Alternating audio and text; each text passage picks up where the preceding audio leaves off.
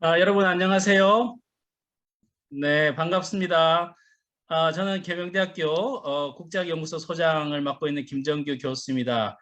KF 코리아 워크샵 첫 번째 시간입니다. 이미 여러분들에게는 오리엔테이션 때 인사를 드렸는데요.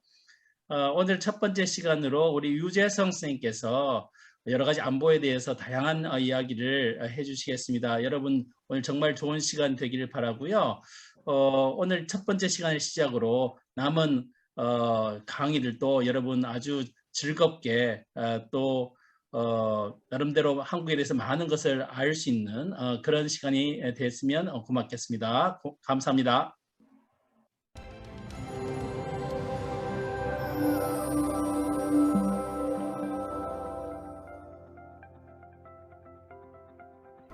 Dear distinguished participants, ladies and gentlemen, welcome to the 2021 KF Korea Workshop. I'm Jong-Gung Ri, Executive Vice President of the Korea Foundation. It's my honor and great pleasure to welcome you all on behalf of the Korea Foundation. The KF Korea Workshop aims to provide participants with a better understanding about different aspects of Korea, including its tradition and heritage, modern transformation, society, and its people. I would like to extend my sincere gratitude to each of the participants here who came from more than 44 countries across the world, as well as to our guest speakers whom you will meet throughout the program. Since its launch in 1991, the Korea Foundation has been at the forefront of Korea's international exchanges and public diplomacy.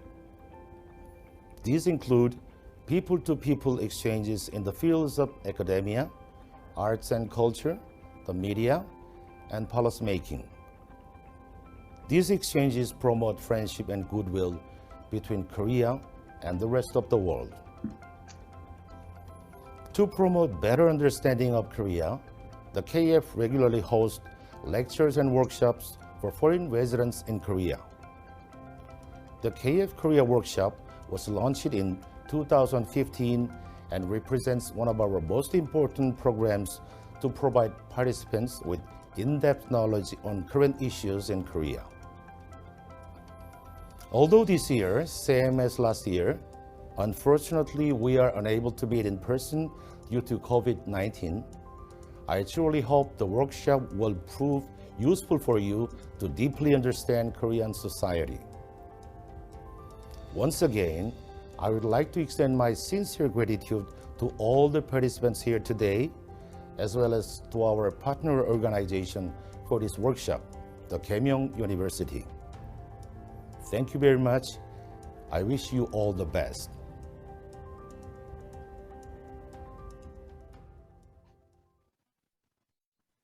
안녕하세요. 여러분 반갑습니다. 실질적으로 계명대학교에서 실시하고 있는 국제 코리아 워크샵 운영을 맡고 있는 한미애입니다. 오늘 첫 번째 강의로 유재승 장군님의 한국의 안보 강연을 시작을 하도록 하겠습니다. 유재승 장군님에 대해서 간단하게 소개를 드리면 한국 육군사관학교를 졸업을 하시고 독일 보쿰대학교에서 역사학 전쟁차로 박사학위를 받으셨습니다. 국방부에서 국방정책실장을 역임을 하셨고 현재는 한국국가전략연구원 부원장으로 재임을 하고 계십니다. 선생님 안녕하세요. 네, 안녕하세요. 저에 대해서 꼼꼼하게 소개해 주셔서 감사합니다. 지금 방금 한미애 교수님한테 소개받은 유재승입니다. 오늘 그 주제는 남북의 경계선, 낙동강 방어선과 남북 군사 경계선이고요. 이걸 저의 이 책 제목에 맞춰서 6.25 아직 끝나지 않는 전쟁이라고 제 스스로 한번 붙여봤습니다. 여러분들께 오늘 이 강의 드릴 내용은 6.25 전쟁, 지금 국제사회에서는 한국전쟁이라고 하죠. 한국전쟁의 성격과 그 배경과 책임은 어디에 있는가, 그리고 북한의 이식된 소련식 체제와 기밀성에 관해서 제가 설명을 드리고요.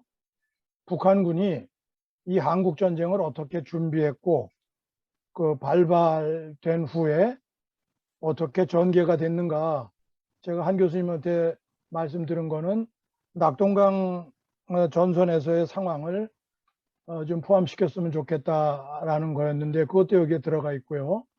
그리고 한국전쟁이 끝난 이후에도 북한의 대남 공작과 무력 도발은 지속적으로 진행돼 왔습니다. 그리고 지금 김정은 시대의 북한이 우리에게 어떤 위협이 되고 있고 그 위협이 어떤 도발 양상으로 나타날 것인가를 제가 설명을 드리도록 하겠습니다. 너무 상세히 들어가면은 지금 주어진 시간 동안에 다 소화할 수 없기 때문에 아마도 개관을 하는 정도일 거고요. 그러나 제 나름대로는 역사적 사료에 기초해서 정확한 그런 그 내용을 전달하기 위해서 준비를 했고요. 그 최선을 다해서 여러분들께 설명을 하고자 합니다. 자, 한미애 교수님 지금 잘 들리시고 화면도 괜찮습니까? 네, 좋습니다. 예, 제가 코리아 파운데이션 코리아 워크숍 첫 번째 그 강사로 나섰는데 이 아날로그 세대다 보니까 이 화상회의의 그 기술적인 문제들을 잘 제어하지 못해서 죄송스럽게 생각합니다. 그 대신 제가 강의를 잘해서 지금 그 잃어버린 시간을 보완하도록 하겠습니다. 자, 우선 전쟁의 성격을 어떻게 규정할 것이냐입니다. 1950년 6월 25일 북한의 침공으로 전쟁이 발발했고요. 이 전쟁은 어떤 착오에 의해서 일어난 작은 전쟁이 아니었습니다. 한반도 전체를 공산화하기 위해서 공산 진영에 의해 치밀하게 준비된 전쟁이었죠. 그리고 작은 전쟁이 아니었다는 것은 공산 진영과 자유 진영의 참전 규모와 희생된 인명 규모를 보더라도 그러하다는 것입니다. 침공 당시에 북한군은 10개의 보병사단, 1개의 독립보병연대, 1개의 오토바이 정찰연대, 또 1개의 전차여단으로 구성되어 있었고요.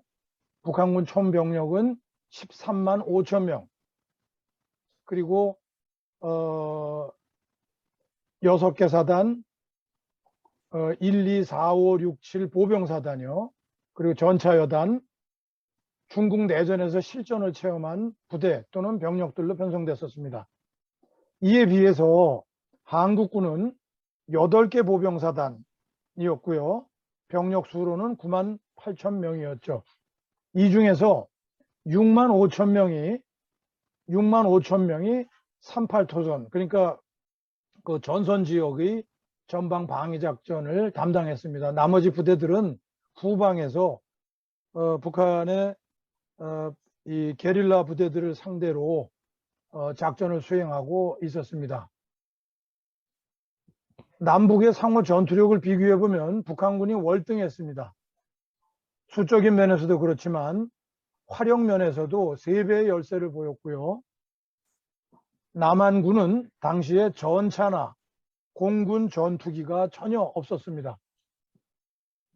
그리고 전쟁 기간 3년 동안에 한국 군인의 참전은 약 130만 정도 됐고요. 이 중에서 14만이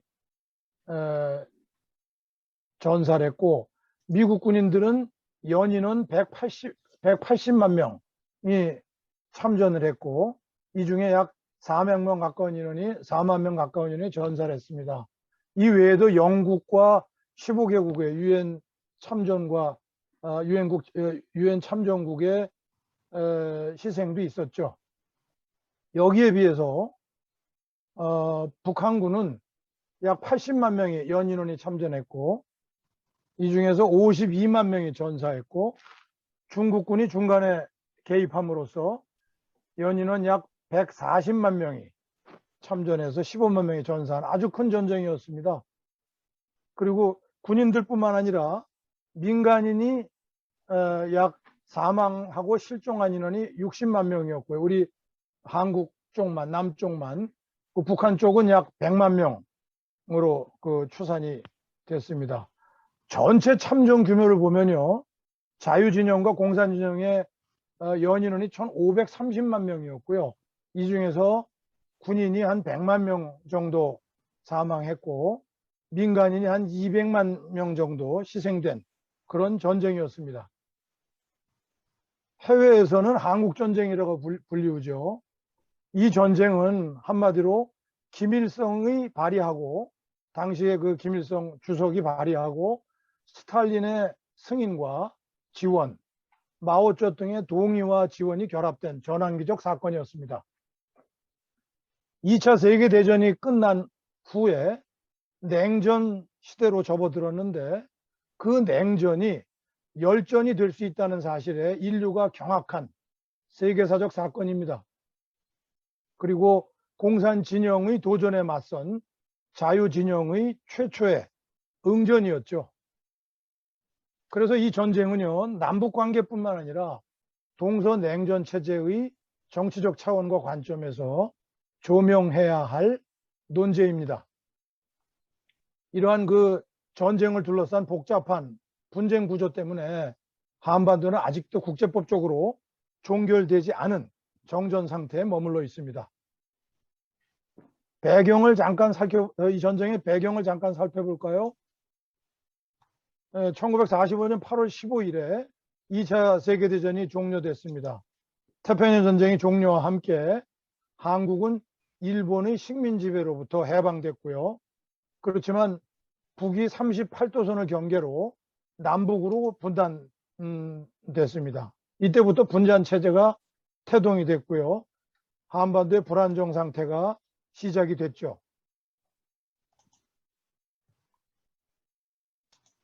남쪽에는 미국군이 진주를 했고요. 북쪽에는 소련군이 진주에서 군정을 실시했습니다. 여러분들 보시는 그 화면에 1945년 8월 8일 소련군이 대일 선전포고 직후에 북한 지역으로 진주하고 있는 모습을 보고 계십니다. 이후부터 북한은 남한 체제를 전복하려는 공작 활동과 빨치산 투쟁을 파상적으로 전개합니다. 그러다가 북한은 결정적 여건이 조성됐다고 판단한 1950년 6월 25일에 남북이 분단된 지 약 5년이 지난 시점이죠. 이때 소련과 중국의 지원을 받은 전면전쟁을 통해서 한반도 전체를 점령하여 적화 통일을 이루고자 했습니다. 여기서 전략 환경의 변화를 가져온 대표적 사건으로서 1949년 8월에 소련의 핵 개발로, 그때까지는 미국의 뉴클리어 모노폴리가 유지가 됐었죠. 근데 소련이 핵 개발에 성공을 합니다. 그리고 49년 10월에, 같은 해 10월에 중국 국민당에 대한 중국 공산당이 승리를 거두죠. 그리고 중국 본토를 공산하는 데 성공합니다. 48년 12월에는 이보다 1년 정도 앞선 시점에는 북한에 진주했던 소련군이 철수를 하고요. 여기에 이어서 미국군이 남한에서 6월에 철수합니다. 이러한 상황 변화에 고무된 김일성은 그때까지 추구했던 남한 체제 전복 활동과 빨치산 투쟁 활동 등의 비정규전 방식에서 정규전 방식으로 전환하는 선택을 하게 됩니다. 즉 전면전 형태의 군사작전, 6.25 전쟁이라는 결정적 수단을 강구하게 되는 것이죠. 전쟁의 책임에 관해서 지금도 불분명하게 인식하고 있고 불분명하게 주장하는 분들이 소수가 계시지만 이 논쟁에 대해서는 이미 1990년대 초중반에 소련의 문소고가 개방됨으로써 지금 사실상 학계에서 끝났다고 볼 수 있습니다. 근데 이 전쟁의 책임을 제 나름대로 요약해 보면요, 한국 전쟁이 북한이 남침으로 발발했다는 것은 부인할 수는 없습니다. 그럼에도 지난해 10월 시진핑 주석이 한국 내전에, 따옴표입니다. 한국 내전에 미국이 무력으로 간섭했고 중국은 항미 원조를 결심했다는 궤변을 서슴지 않았습니다. 북한 김일성의 남친을 승인했고 지원했던 이오시프 스탈린도 공산주의 혁명전쟁은 침략전쟁이 아니라는 인식을 당시에 갖고 있었고요. 지금도 공산주의자들은, 사회주의자들은 공통적으로 이러한 전쟁관을 가지고 있습니다. 민족 해방을 위한 그 공격전쟁이었기 때문에 이것은 침공이 아니라는 거죠. 이런 맥락에서 사회주의 정체하에 중국 공산당이 지배하는 중국의 공식 입장 역시 역사적 사실이 아닌 공산주의 혁명 이념에 의해 왜곡되었음을 알 수 있습니다. 중국 공산당이 지배한다는 것은 약 1억 명 가까운 공산당원이 세포 조직으로 활동하며 14억이 넘는 중국 전체 주민을 감시하고 통제하고 개인의 인권과 자유를 속박하고 있다는 사실을 의미합니다. 한 개인이나 국가가 미래 상황에서 어떤 태도를 취할 것인지는 그 개인과 국가가 현재 어떤 역사 인식을 하고 있는지에 비춰서 충분히 예상해 볼 수 있습니다. 한국 전쟁에 대한 중국 지도부의 그릇된 역사 인식 문제로 인해서 미래 한중 관계의 정치, 외교, 안보 분야 발전에는 분명한 한계가 있을 수밖에 없다는 것이죠. 앞으로 제가 걱정하는 것은 한반도에 어떤 위기가 발생했을 때, 위기 사태가 일어났을 때 그 원인과 책임이 북한에게 있다는 명백한 증거가 있음에도 불구하고 궤변적 명분을 내걸고 북한 편에 서서 한국과 미국의 자위권 차원의 대응을 견제하고 개입하려는 태도를 취할 것으로 예상해 볼 수가 있습니다. 중국은 최근에도 사드 문제에 있어서 방어적 무기인 사드 문제를 주한미군이 도입하고 그것을 운영하는 문제에 있어서도 자신들이 자의적으로 규정한 핵심 이익을 내세우면서 부당한 경제 제재를 서슴지 않았죠. 그래서 저는 이런 생각을 합니다. 1992년에 내년이면 이제 30주년이 되는데요. 한중 수교 당시에 북한이 남한을 침공해서 벌어진 한국 전쟁에 중국이 무력으로 개입하여 참혹한 결과를 낳았다는 점에 대해서 우리 정부가 중국 정부의 공식적 유감 표시를 받아냈었어야 하지 않았느냐 하는 아쉬움을 갖게 됩니다.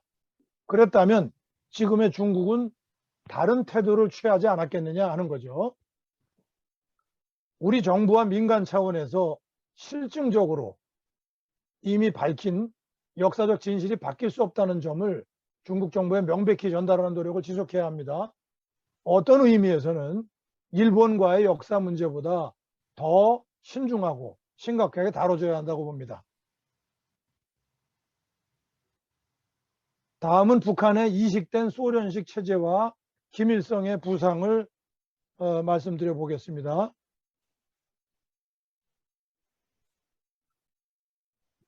소련은 한반도에 대한 지배권을 확보함으로써 자신들의 전략적 이익을 구현하기 위해 북한 지역의 소비에트화를 추진하고 김일성을 지도자로 낙점하고 지원했습니다. 소비에트화란 여러분들 잘 아시는 분이 계시겠지만 북한 공산당이 소련 군정 당국의 지도하에 소련 체제를 모방하여 북한의 정치, 경제, 사회 문화를 개조하는 것을 의미합니다. 소비에트화의 핵심 인물은 사진에서도 보시지만 스탈린이 모스크바에서 정점에 있었고요. 시티코프라는 인물이 있었고 레베데프, 이그나티예프, 메클레르 이런 인물들이 북한에서 북한 정권의 수립을 도왔고 김일성을 앞세워서 소비에트화를 추진했습니다. 이 중에서 스티코프는 북한의 소비에트를 주도하는데 그치지 않고 당시 남한 내 공산주의자들의 활동, 즉 1946년 9월에 전국 총파업이 있었고요. 46년 10월에 대구 사건이 있었습니다. 이 사건들을 지휘하고 지원했죠. 시티코프의 지령을 받고 시티코프의 지시를 받아서 움직였던 레베데프는요. 정치위원이었는데요. 제25군에 시티코프가 개입하지 않은 중요한 사건은 없었다라고 증언한 바 있습니다. 시티코프는 당시 북한의 실질적 통치자로서 북한 정권을 조정하는 위치에 있었죠. 이 인물이 나중에 최초의 북한 주재, 소련 대사를 하게 됩니다. 김일성이 언제 어떻게 소련 지도부로부터 북한 정권의 수뇌로 인정받았다는지는 명백하진 않습니다. 단지 레베데프라는 당시 육군 소장의 증언에 따르면 김일성 우상화 공작을 시작한 이 레베데프는요. 중앙일보가 입수해서 출간한 레베데프 비망록에서 소련 군정의 북한 통치, 대남 공작에 관한 중요한 역사 자료들을 출간합니다. 레베데프의 상관은 시티코프였고요. 아까 말씀드린 대로. 그리고 이 레베데프 비망록에 따르면요. 김일성이 박헌영과 함께 1946년 7월 말에 모스크바를 비밀리에 방문하여 스탈린을 만납니다. 그 자리에서 스탈린은 김일성을 북한 정부의 수반으로 임명하면서 소련 군정 당국과 협력해 북한 사회의 소비에트화가 촉진돼야 함을 강조했습니다. 재미있는 것은 스탈린이 카톨릭 신학대학에 다녔다는 것은 신학교에 다녔다는 건 알고 계시죠?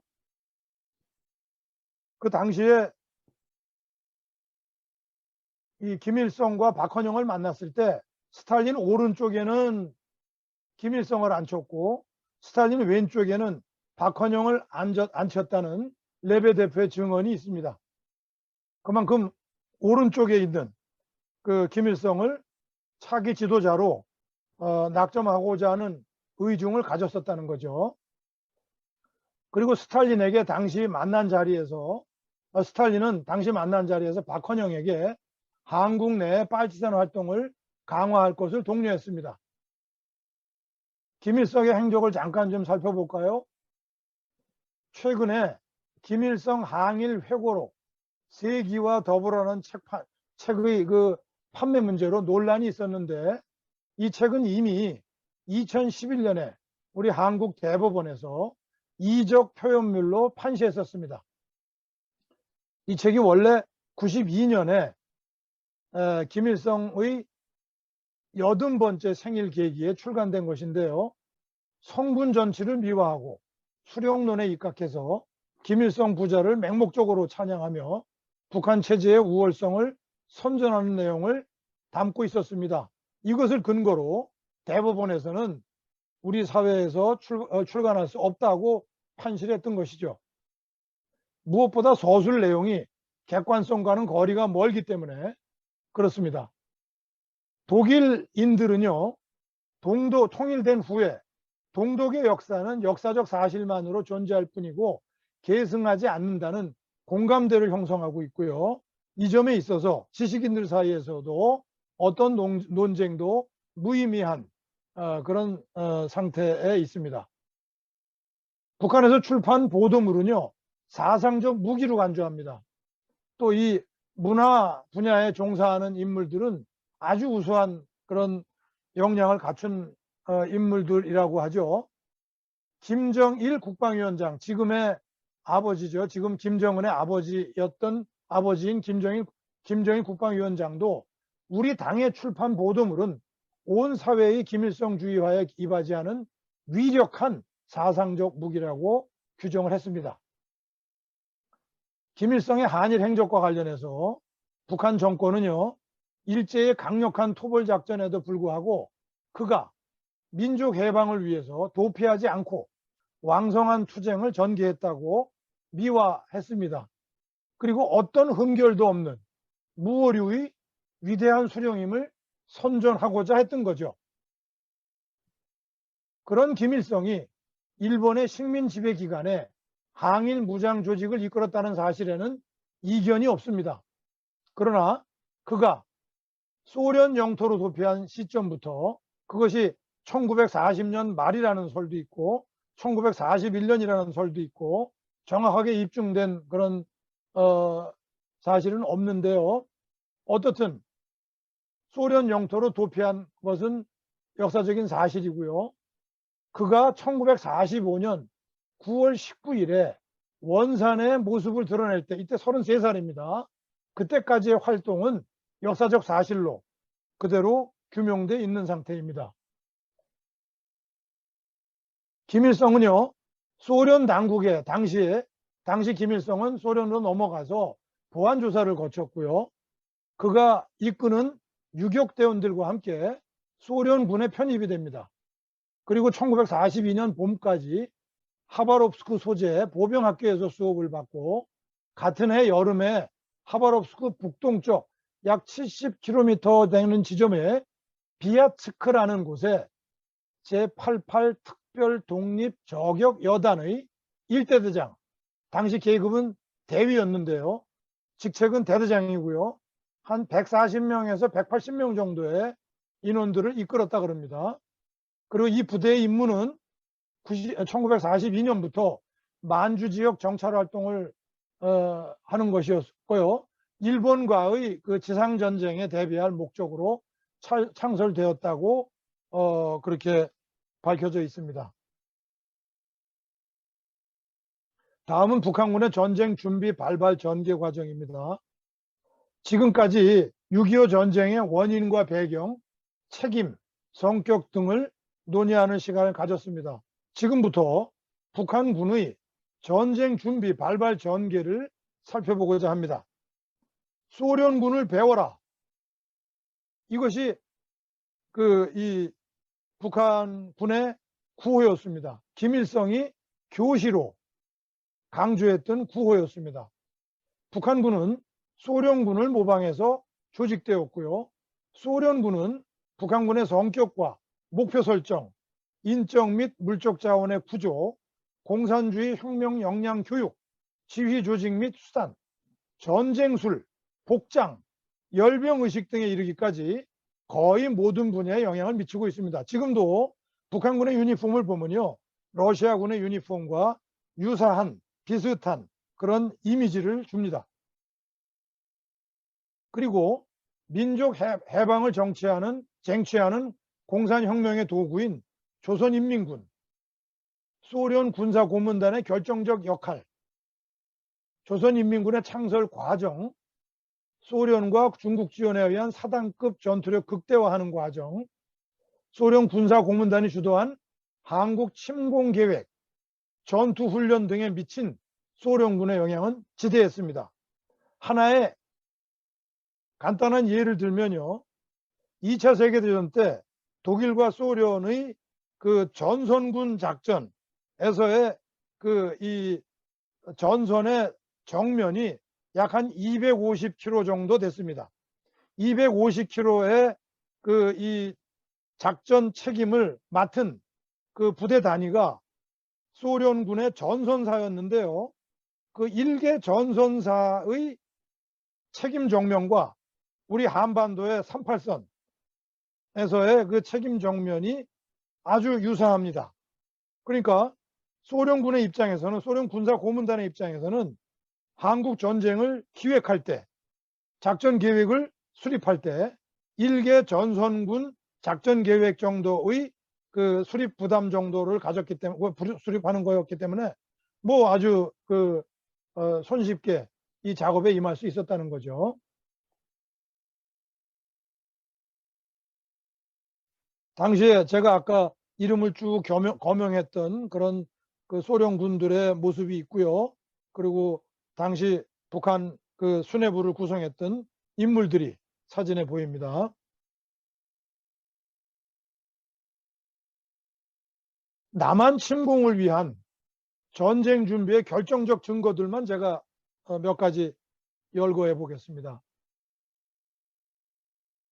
1950년 6월 25일이라 그랬죠. 이날 새벽에 지상, 해상, 공중에서 동시에 감행된 북한의 서프라이즈 어택이었습니다. 이러한 양상, 그리고 소련의 지원 아래 오랫동안 진행되었던 체계적인 대규모 전쟁 준비 사실, 이거는 움직일 수 없는 증거입니다. 두 번째, 1949년 3월에 김일성은 대표단을 이끌고 모스크바를 방문합니다. 이때 스탈린에게 남침 의도를 밝힙니다. 김일성이 밝힙니다. 그리고 소련은 전쟁 장비 물자를 본격적으로 지원하겠다는 것을 스탈린이 약속을 하죠. 그리고 1950년 3월에서 4월, 이때 6.25 전쟁, 한국전쟁 발발 3개월 전입니다. 김일성이 다시 모스크바를 방문합니다. 이때 북한의 한국 침공이 스탈린에 의해 승인이 되고요.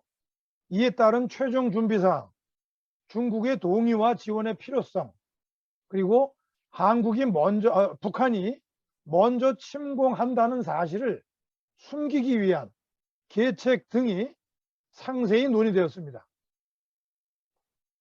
그리고 북한의 남침 결정은요, 스탈린과 김일성의 협의로 이루어집니다. 그럼에도 불구하고 스탈린이 모스크바 논의에서 강조한 바와 같이 북한의 전쟁 수행에 대한 추가 지원이 필요할 경우에 이를 전적으로 중국에 맡기고 북한의 남침에 대한 책임 역시 온전히 중국에 전가하려 했습니다. 이것이 스탈린의 계책이었습니다. 북한의 남침이 최종 결정되는 데에는 중국의 마오쩌둥의 직접적인 관여는 없었지만, 그렇다고 마오쩌둥이 김일성의 남침 의도와 구상에 관해서 몰랐던 것이 아니었습니다. 1949년 5월에 이미 전쟁이 일어나기 1년 전부터 마오쩌둥은 알고 있었죠. 김일성의 생각을. 김일성의 모스크바 회담 직후에요, 북조선 노동당 정치국 위원인 김일이라는 인물, 여기 사진에서 보시면, 슬라이드에서 보시면 맨 왼쪽에 위쪽 김일, 박덕산이라는 인물이에요. 이 사람은 원래 이름이 박덕산인데 김일성에게 충성한다고 김일이라는 가명을 사용했고요. 그래서 많은 역사학자들이 박덕산이라는 이름보다 김일이라는 이름을 더 잘 알고 있습니다. 6.25 전쟁 당시에는 민족보위성 부상이었고요. 지금의 국방성의 이 차관 정도 되는 거죠. 그리고 조선인민군 문화부 사령관이었습니다. 내각부수상, 국가부수석도 역임했고요. 이 김일이 마오쩌둥을 만나서 중국인민해방군 소속, 당시에 이 중국인민해방군은요, 이 국共내전에서 장개석, 장카이책 군대, 국민당 군대와 싸움을 계속하고 있었어요. 이 싸움에 같이 임했던 조선의용군 사단의 지원을 요청합니다.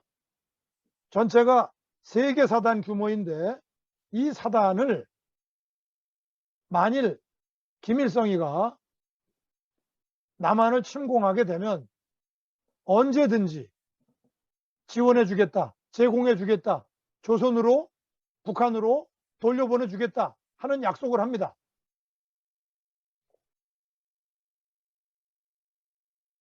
자, 남침을 위한 전쟁 준비의 결정적 증거들은 그 정도로 제가 열거를 하고요. 지금 슬라이드에서 보시는 바와 같이 북한군 남침 계획이 지금 여러분들이 그림으로 보시면 화살표가 눈에 들어올 거고, 그리고 노란색으로 채색된 게 우리 한반도의 남쪽 부분이고요. 저 위쪽에 이 북한 쪽의 지형을 지금 안 보이는데 저렇게 크게 3개 축선으로 북한군의 공격 계획이 수립됐고요. 그 공격 진로가 실제로 저 축선대로, 이 그림의 축선대로 이 진행이 됩니다. 그 공격이 이 계획에 따라서 진행이 됐고요. 빠르면 2주, 늦어도 2개월 내에 전체 이 한반도를 석권하는 그런 계획이었죠. 근데 이 계획대로 이루어지진 않았어요. 낙동강 전선에서의 한국군과 유엔군의 성공적인 작전이 있었기 때문이죠. 그런데 북한군의 야심찬 초기 작전이라고 제가 형용을 할 수가 있는데, 낙동강선까지 진출하는 건요, 이건 뭐 전체적으로 봤을 때 절반의 성공이라고 봅니다. 북한군은요 3사단 4사단이 정예 부대였어요. 이 3사단 4사단이 아까 말씀드린 중국에서의 국공 내전에 참전 경험을 가진 사단 병력으로 그렇게 구성이 됐고요. 이 두 개 사단이 3, 4사단이 개전 3일 만에 서울을 점령하고 한강을 도하를 합니다. 3일 만에 서울을 점령했지만 한강 도하는 지연이 돼요. 며칠. 그렇지만 미국 공군의 폭격, 일본에 주둔하고 있던 미국 공군의 폭격은요, 이미 26일 전쟁 발발 하루 만에 이루어집니다. 이 공군력이 이렇게 일찍 투입됐다는 사실에 대해서 많은 분들이 잘 모르고 있어요. 그리고 미국 해군의 함포 사격이 저쪽 우리 한반도의 동쪽에서 이루어집니다. 그것은 28일 전쟁 발발 3일 만에 함포 사격이 이루어지죠. 이런 미국군의 참전으로 인해서 공군과 해군의 이 최초에는 미약했지만 참전으로 인해서 북한군의 기동이 어느 정도 이 초기 단계에서 지연될 수 있었던 그런 그 결과를 낳았다. 그리고 한국군 병력의 98,000명이라 그랬죠. 그 정도 이 병력밖에 안 됐지만 그 중에 약 절반 정도가 3일 만에 한강 방어선으로 그 이 후퇴해서 한강 방어선을 편성하는데 성공을 합니다. 그나마 이 한 4, 5만 명 정도의 한국군 병력이 한강 방어선을 구축할 수 있었기 때문에 북한군의 한강 도하 작전을 지연시킬 수 있었다는 거죠. 그리고 북한군이 뭐 그 한 수년간 이 공격을 준비해서 남침은 했지만 여러 가지 부족한 면들이 있었어요. 그 중에 대표적인 결함사항이 공병 장비였습니다. 강을 도하하려면 이 도하 장비가 있어야 되는데 그 도하 장비가 불충분했어요. 그로 인해서 수일 동안 한강 도하가 늦어지죠.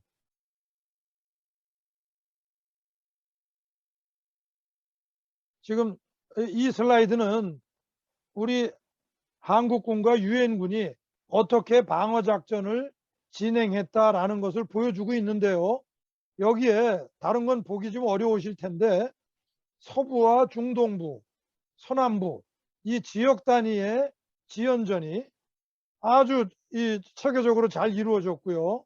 그리고 이 횡으로 쭉쭉 파란 선들이 그어져 있죠.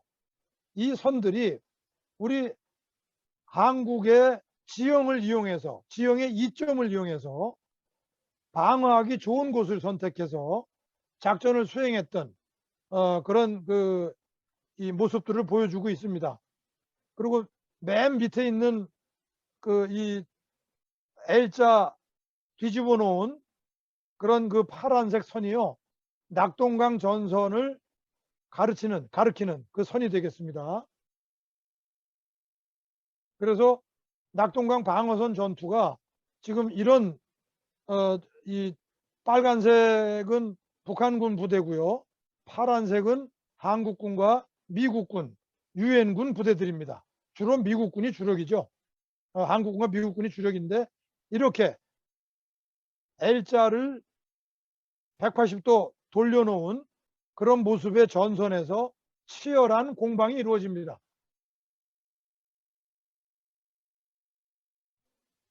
약 한 달 반 동안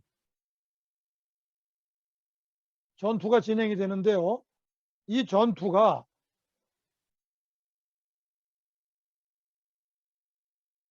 (9월 5일) 유엔군의 인천 상륙작전, 여러분들 서울의 그 서쪽에 우리나라에서 두 번째 큰 항구, 부산 다음에 두 번째 큰 항구가 인천이죠. 인천을 이름을 딴 우리 국제공항도 있고요. 예, 그 인천항에서 인천항 그 항 주변에서 상륙작전이 이루어져요. 이 상륙작전이 진행됐다는 사실이 그때는 뭐 그 정보 전포가 그렇게 빠르지 않았기 때문에 한 4, 5일 정도 지나면서 북한군에게 알려지기 시작해요. 그러면서 북한군이 낙동강 전선을 포기하고 지리멸렬 북쪽으로 후퇴합니다. 후퇴가 아니라 패주합니다. 조직적으로 작전을 못하고, 우리는 이 북한군 침공했을 때 아까 지연전을 체계적으로 수행했다 그랬죠.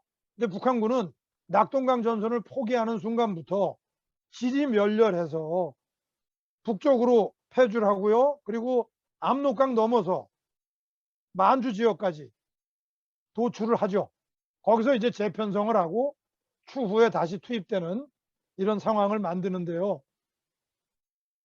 인천 상륙작전에 갖는 의미는 대단히 중요합니다. 그래서 마스터피스라고 역사학자들이 그렇게 정의하기도 하죠. 이 여세를 몰아서 북쪽으로 북진을 하죠. 우리 유엔군과 한국군이. 근데 10월 하순에 중국군이 개입을 합니다. 슬라이드에 보면은 당시 인민지원군 사령관 펑더화이가 나오고요. 펑더화이가 김일성과 이 대화 나누는 모습도 사진에 보이죠.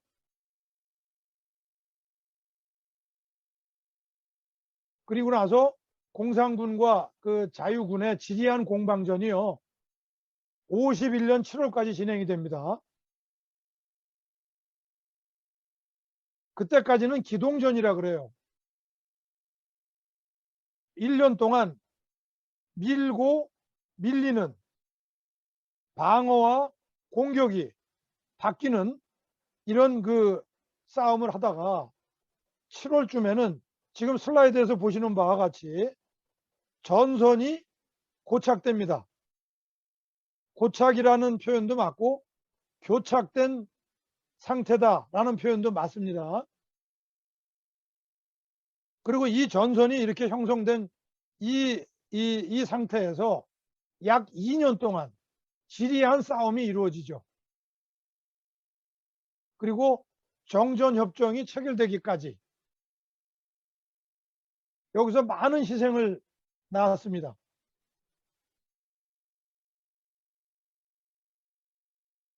자, 지금 슬라이드에서 전쟁 이후에 북한 이후에 대남 공작과 무력 도발이 전쟁이 끝난 이후에도 계속됐다 그랬는데요. 아까 제가 앞에서 휴전협정이 이루어진 그 결정적인 계기가 스탈린의 죽음이에요. 스탈린이 1953년 봄에 죽습니다. 스탈린 사망 직후에 휴전협정에 관한 그 협상이 급물살을 타요. 그래서 이제 그 협정에 조인을 하게 되고, 이후 약 1년 동안 제네바에서 평화협정 체결을 위한 쌍방의 노력이 있었지만 결국은 결렬이 되고 지금까지 이 정전 상태가 지속되는 그런 이 결과를 낳았습니다.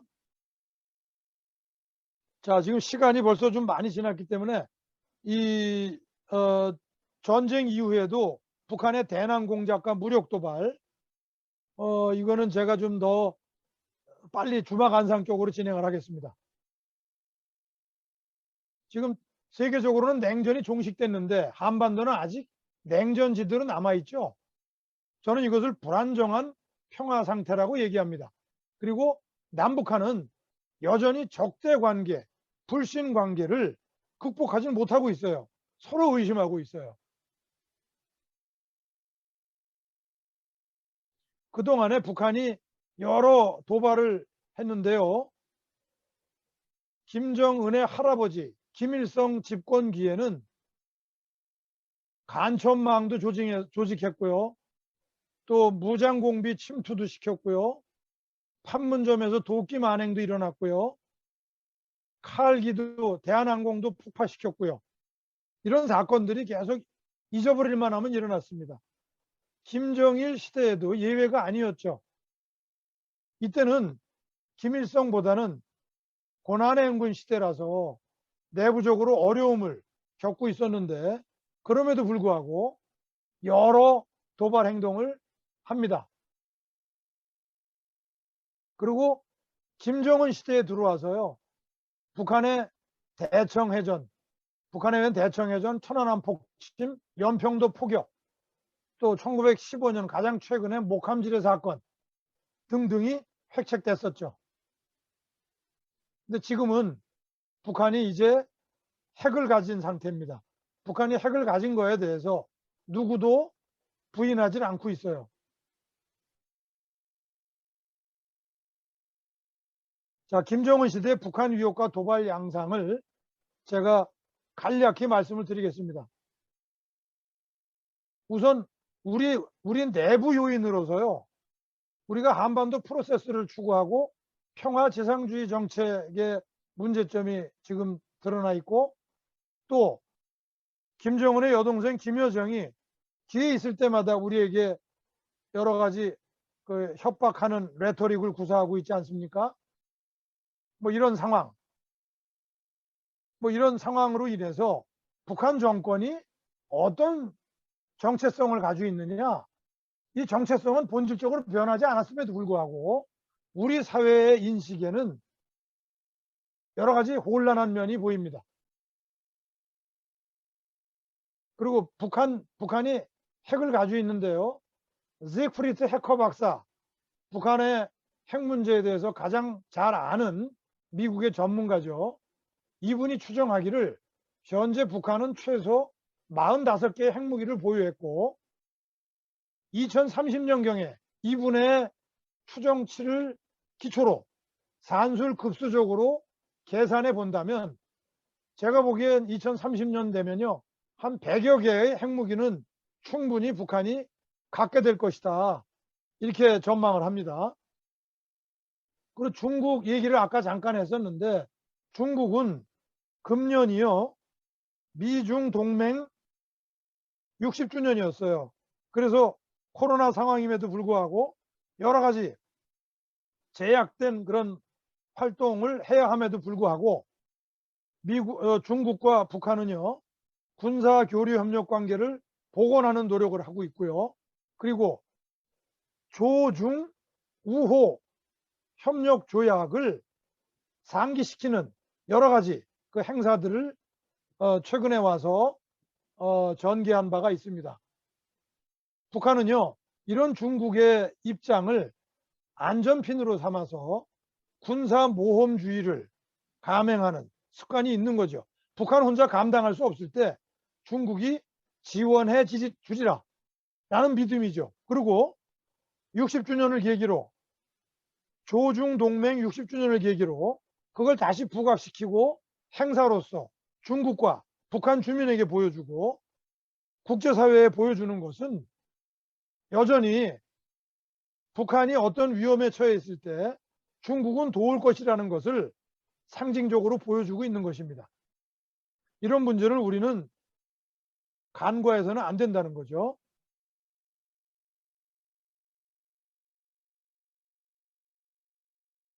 북한은요. 핵을 가지고 있기 때문에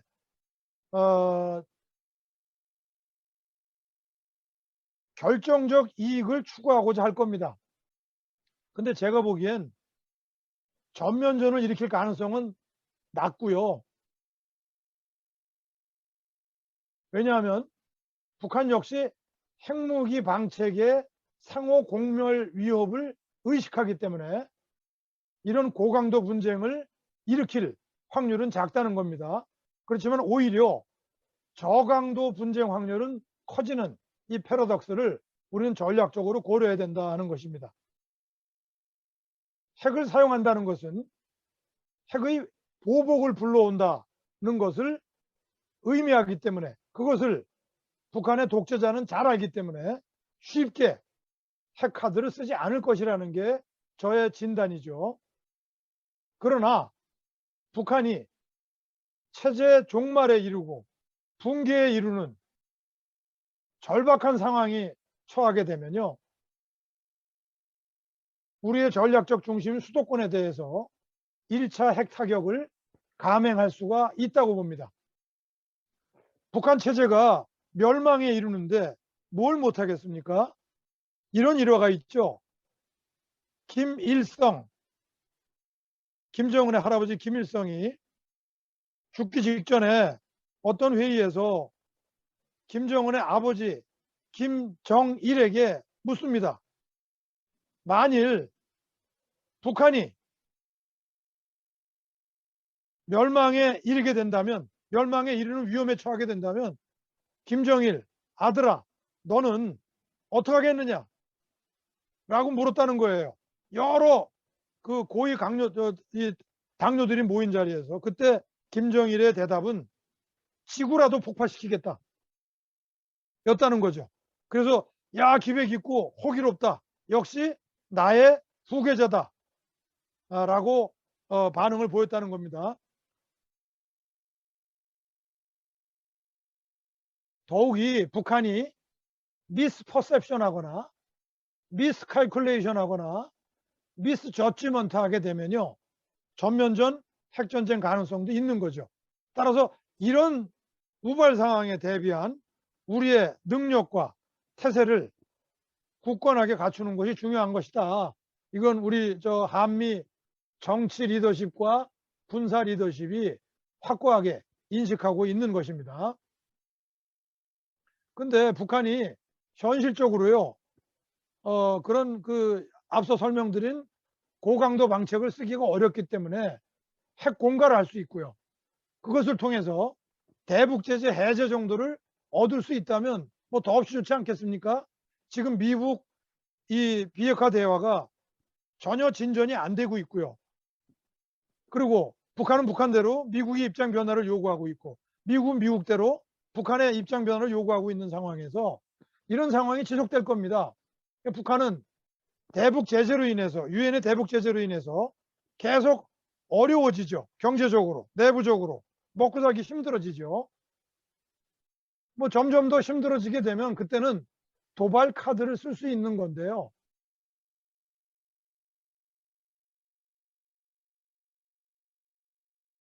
그 도발 카드를 쓸 때 예를 들면 이런 도발을 할 수 있다는 겁니다. 내년에 새로운 정부가 들어서요, 우리 한국에. 북한은 어떤 새로운 정부가 들어섰을 때 한국이든 미국이든 자신들의 몸값을 높이기 위해서, 그 새 정부를 길들이기 위해서 여러 기습적인 도발을 시도해 왔습니다. 그 도발의 형태는요, 항상 놀라운 기습 형태였어요. 서프라이즈 형태였어요. 우리가 여러 가지를 예상하고 여러 가지를 대비하는데, 거기에 맞춰서 대비를 하는데, 그러나 북한은 놀라운 기습을 항상 보였다는 거죠. 이런 상황이 발생하게 되면요, 우리는 유엔 헌장에 기초해서, 우리의 작전 계획에 기초해서 응징해야 되고요. 또 그 응징한다는 것을 사전에 보여줌으로써 북한의 도발을 억제하는 게 더 우선적인 그런 노력이 돼야 되겠죠. 예.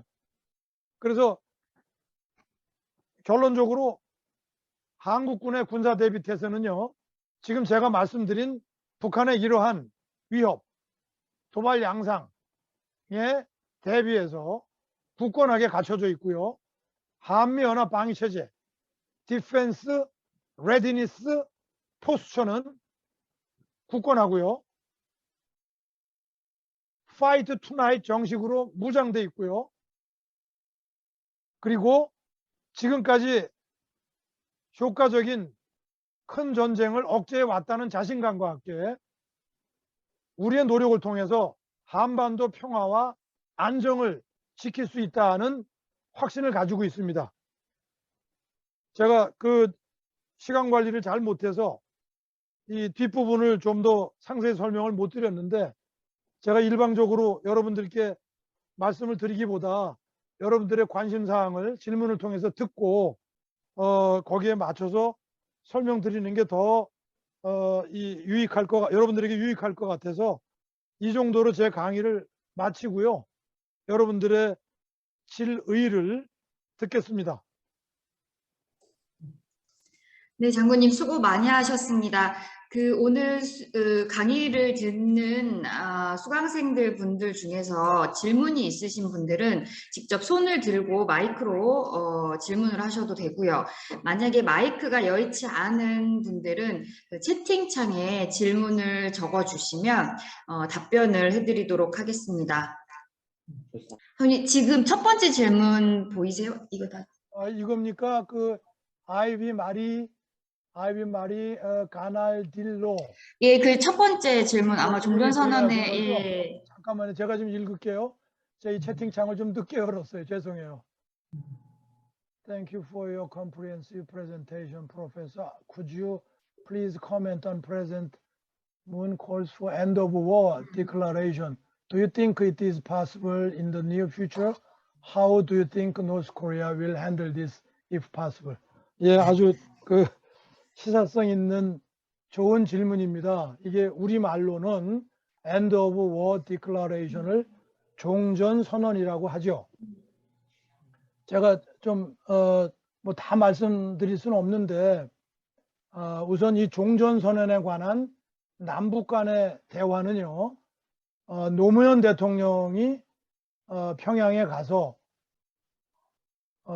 이 김정일 당시 평양 지도자와 회담을 할 때 나왔던 그런 이 의제였습니다. 종전선언이. 그 이후로 어떤 진전도 없었죠. 그리고 종전선언의 당사자가 언급이 됐었고요. 그 당시에 남북을 포함해서 미국, 중국 이 4자가 종전선언을 이루는 것이 그때 서로 공유가 됐던 그런 사항이죠. 지금까지 어떤 진전도 없었어요. 그리고 문재인 정부 들어서 문재인 대통령께서 이 종전선언에 관한 언급을 여러 차례 하셨어요. 여러 차례. 그런데 지금 북한의 반응은요, 뭐 오늘 김여정 노동단 제1부부장이 뭐 그 종전선언과 관련된 대화에 응할 수 있다라는 반응을 보였어요. 오늘 이 강의 직전에 그걸 제가 언론 매체에서 봤는데, 근데 이 종전선언을 위한 종전선언의 합의를 위해 각자의 입장과 조건이 달라요. 북한의 입장과 조건이 다르고 문정부의 입장과 조건이 다르고 미국의 입장과 조건이 달라요. 우선 문정부의 입장과 조건은 미국과 북한이 어느 정도 입장 차이를 좁히는 쪽으로 노력을 하겠죠. 우선 미국 간의 대화의 과정을 조율하려고 할 겁니다. 제일 좋은 거는 종전선언을 통해서 문정부 입장에서는요, 종전선언을 통해서 서로의 적대관계를 해소하자는 약속을 하고, 이 종전선언이 미북 또는 북미 비핵화 대화의 촉진제 역할을 하고요. 그렇게 해서 북한이 비핵화에 이르도록 만드는 그런 결과를 보겠다는 거고요. 문정부 입장에서는. 그리고 남북 교류 협력에 어떤 물꼬를 트는 계기를 만들겠다는 거겠죠. 그런데 북한의 입장에서는요, 적대 관계를 해소하라는 거예요. 적대 관계를, 북한이라는 국가를 그들이 표현하면 우리 공화국을 적대시하는 상태에서 종전선언은 무의미하다라는 게 북한의 입장이에요. 그런데 지금까지 북한은 그 적대시한다는 그것을 세부적으로 정의한 적이 없어요. 그럼 이거를 우리가 추정해 볼 수밖에 없죠. 뭘까요? 북한이 적대시한다는 것은 많은 전문가들이나 저도 이 유사한 그런 추정을 할 수가 있는데, 우선 유엔사를 해체하라는 주장을 할 수 있어요. 정전 체제를 이제 더 이상 우리가 유효하게 간주하지 않아도 되지 않겠느냐 하는 주장을 북한이 할 수가 있어요. 종전선언을 했기 때문에. 종전선언을 한 마당에 왜 정전 체제를 계속 유지하느냐, 정전협정을 왜 유지하느냐, 평화협정을 체결하기 위한 논의에 들어가자 하면서 UNC의 존재를 부정하고자 할 거예요. 뭐 그런 이제 그 북한의 요구가 하나의 이 종전선언의 조건이 될 수가 있고요. 미국의 입장에서는요, 쉽게 설명하면 북한 비핵화에 실질적인 진전이 없으면 종전선언은 이것은 오히려 북한 비핵화 진전에 시간을 더 북한에게 시간을 더 끌게 해주는 그런 이 상황을 만들어 준다는 그런 입장으로 저는 그렇게 보고 있습니다. 어떻든 이 End of War Declaration이라는 이 의제는요, 이거는 북미 비핵화 대화에 항상 이렇게 대화의 테이블에 올라와 있는 의제다, 이렇게 말씀드립니다. 그래서 결론적으로 언제 종전선언이 이루어질 것이냐라는 건 저는 정확하게 예측하기가 어렵고요. 이 당사자들의 서로의 입장과 조건이 다르기 때문에 상당한 진통이, 대화가 시작된다 하더라도 상당한 진통이 예견이 된다 정도로 제가 설명을 드리겠습니다. 두 번째 질문이 있는데, 여기 밑에 채팅창에 네. 예, 칭찬을 굉장히 많이 해주셨네요. Very well structured presentation 하셨으니까, 예, 고맙습니다. Thank you so much. Have there been areas of disagreement in the Soviet, Russian, and Chinese with regard to the nature or the role of North Korean regime in serving the communist ideal or the security interests of these two countries? Have there been areas of disagreement? Yeah. Yeah. If so, how did these differences impact the coherence of North Korean regime and the support bases? Did it have an impact on inter-Korean security issue? 이거 참 앞선 질문도 정말 지금 상황에 필요한 질문이셨고요. 지금 질문도 정말 이 공부를 많이 한 분의 질문이라고 봅니다. 감사합니다. 예, 디퍼런스가 있어요. 차이가 있어요. 제가 여기서 시간도 그렇고 또 다른 질문도 받아야 되기 때문에 많은 설명은 못 드리겠는데, 북한은요, 지금 사회주의 체제라고 하지만 저는 정상적인 사회주의 체제가 아니에요. 우선 정치 체제로서 북한 체제를 소련이 만들어줬고, 소련이 후견인 역할을 하면서 수립하는 데 도움을 줬지만, 지금의 북한의 모습은요, 아마 후기 스탈린주의 체제 이해하시죠? 인권 유린하고 공포 정치하고 했던 후기 스탈린주의 체제보다도 더 불량하고 악독한 체제예요. 그러니까 사회주의의 이상을 추구하고 있다고 볼 수 없는 그런 체제다라는 말씀을 드리고요. 이런 관점에서 볼 때 지금의 러시아나 중국이 북한이라는 체제를 노멀하게 볼 수 있겠습니까? 우선 이제 그 점에 있어서 디퍼런스가 있는 거고요. 두 번째는요, 러시아와 중국은요, 적어도 경제 문제에 관한 한 그 시장 경제를 추구하고자 해요. 다시 말해서 오픈도어 팔리시를 추구하고 있어요. 물론 정치 체제는 중국의 경우에 여전히 사회주의, 공산당이 지배하는 체제지만 뭐 경제만큼은 우리 이 시장 경제 원칙과 완전하지는 않지만 거기에 버금가는 정도의 뭐 그 정도의 어떤 상태를 유지하고 있잖아요. 근데 북한은 안 그렇지 않습니까? 그런 면에서 이 차이를 많이 느끼고 있는 거고요.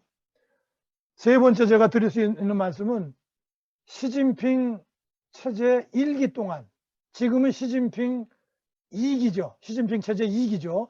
시진핑 체제 1기 동안에는요, 북한과의 교류 협력이 거의 없었어요. 중국이.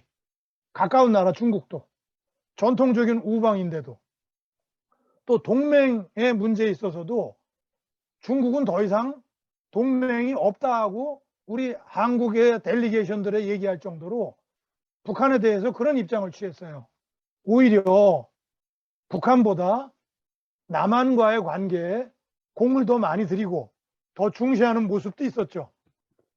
그런데 시진핑 체제 1기 때에도 저도 국방부 정책실장으로서 북한과의 군사 대화를 경험을 했지만 대화를 하다 보면요, 여전히 중국에게는 한국이 우선순위 1번이 아니고 북한이 우선순위 1번이에요. 우리와의 대화 속에서 북한의 입장을 계속 고려를 하고 북한의 시쳇말로 북한의 눈치를 보는, 또 우리와 대화가 있었다는 사실을 북한에 알리고 싶어 하지 않는 그런 입장을 중국이 보였습니다. 그런데 시진핑 체제 2기에 들어와서는요, 1기와 다른 중국의 태도를 볼 수 있어요. 그렇다고 우리 한국과의 우호 협력 관계의 발전을 중국이 포기한 건 아니에요. 중국이 계속 그 점을 강조하고 그런 노력을 우리하고 하고 있어요.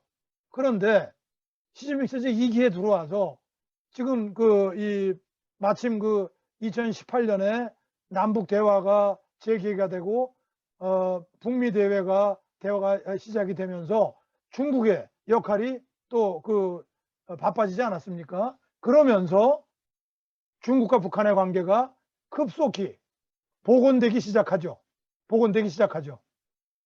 예. 그래서 중국의 입장에서는요, 한국하고도 잘 지내야 되고, 그렇다고 우선순위에 있어서 한국을 먼저 우선순위에서 한국을 내세울 수는 없고요. 북한을 먼저 내세우는 입장일 것이다. 그렇지만 만일 네 번째 하나 더 예시해 볼 수 있는 것을, 만일 한국 전쟁 때처럼 1950년 때의 토탈 워의 이 상황과 같은 상황이 우리 한반도에서 재현될 것이냐? 저는 아까 가능성이 낮다고 봤죠. 단순히 얘기해서. 그렇지만 이 북한이 어떤 어그레션을 시작해서 한반도의 전쟁이 작게 시작했는데 이게 에스컬레이션 되는 과정을 통해서 커졌다. 그 책임이 북한에 있다.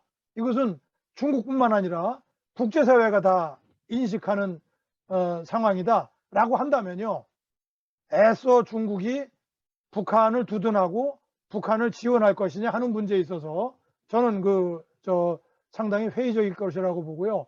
2017년까지 북한이 계속 남한을 겁박하고 김정은이가 자기 아버지나 할아버지 때에 우리가 볼 수 없었던 그런 그때의 이 도발 양상을 초월한 그런 레토릭을 초월한 그런 겁박을 하죠. 김정은이가.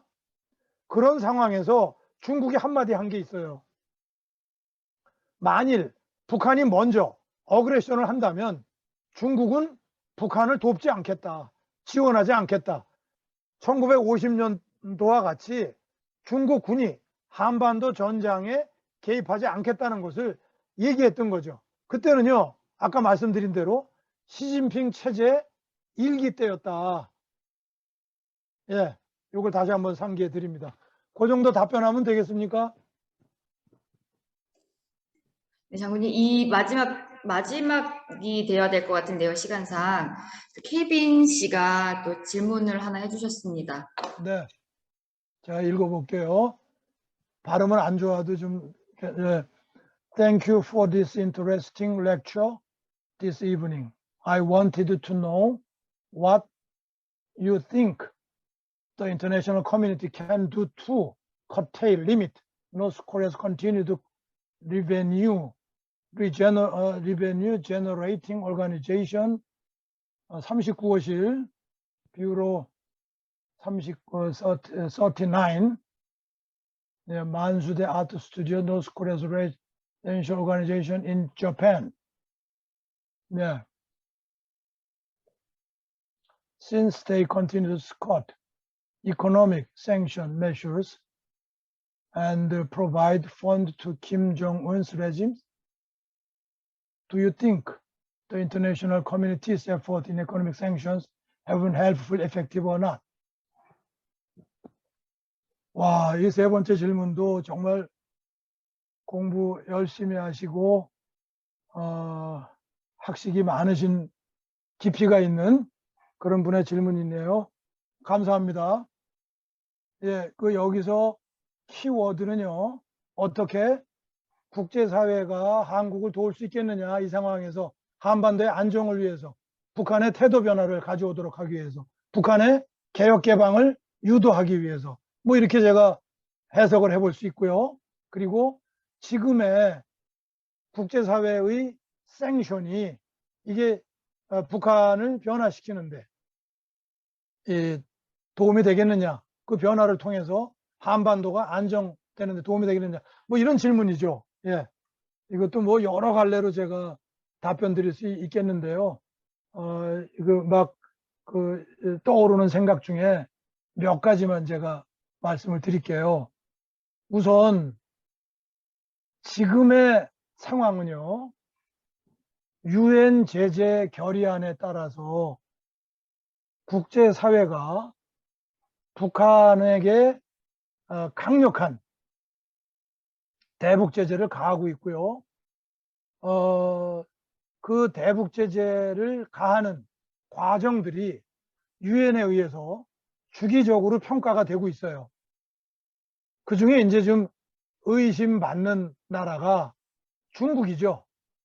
러시아도 중국보단 덜하지만 북한을 백도어 방식으로 이렇게 보이지 않게 북한이 생존하도록, 북한이 지금의 어려움을 그런대로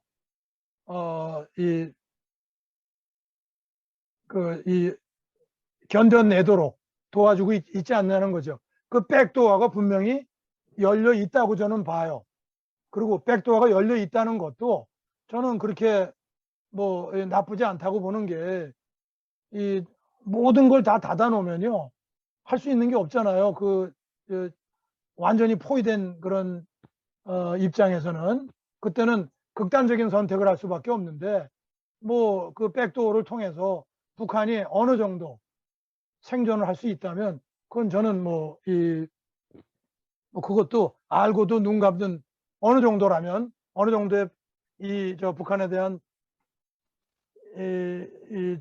지원이라면 국제사회의 대북제재 원칙에 위반된다고 그렇게 정의할 수 없을 정도의, 그 정도의 지원이라면 저는 뭐 허용을 해야 된다고 생각하고요. 그리고 인도적 지원 문제는요, 인도주의적 지원 문제는 그것은 대북제재의 그 대상에 포함이 안 돼 있습니다. 그것은 뭐 얼마든지 국제사회가 할 수 있는 일이고요. 우리 문재인 정부도 인도적 지원은 하고자 하는 의사표시를 여러 번 했는데 북한이 그걸 잘 수용하지 않고 있기 때문에 지금 우리가 원하는 대로 그게 진행이 안 됐죠.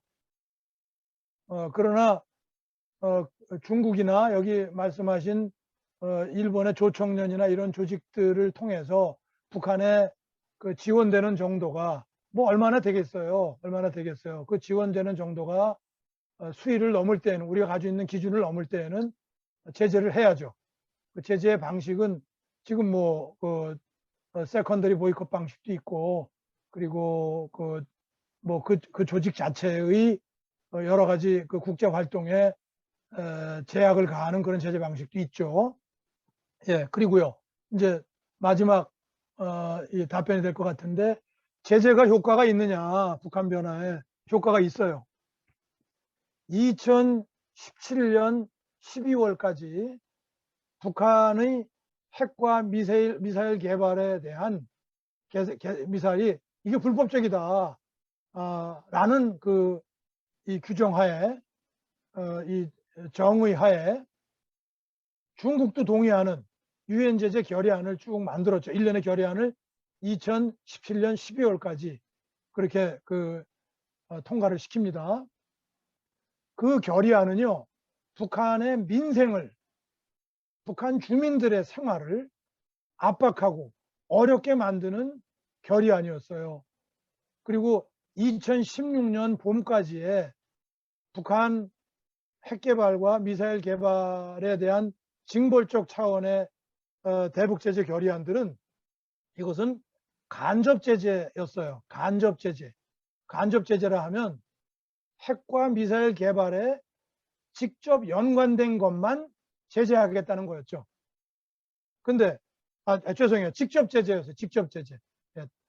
직접 제재였는데 지금의 국제사회가 동참하는 북한에 대한 대북 제재는요, 간접 제재예요. 북한의 핵 미사일 개발과 직결되는 활동뿐만 아니라 북한의 그 주민들의 생활까지, 민생까지 영향을 미치는 제재이기 때문에 이처럼 강력한 제재는 그동안에 없었죠. 그것이 지금 수년간 지속되고 있고, 그래서 북한 내부에서 나오는 얘기는 지금 제2의 고난의 행군이다. 거기다가 코로나 상황이 지금 덮쳐 있죠. 그리고 작년에 역대급 홍수로 인해서 농작물 수확이 어려워졌었죠. 지금 삼중고에 시달리고 있다 그래요. 삼중고에 북한이.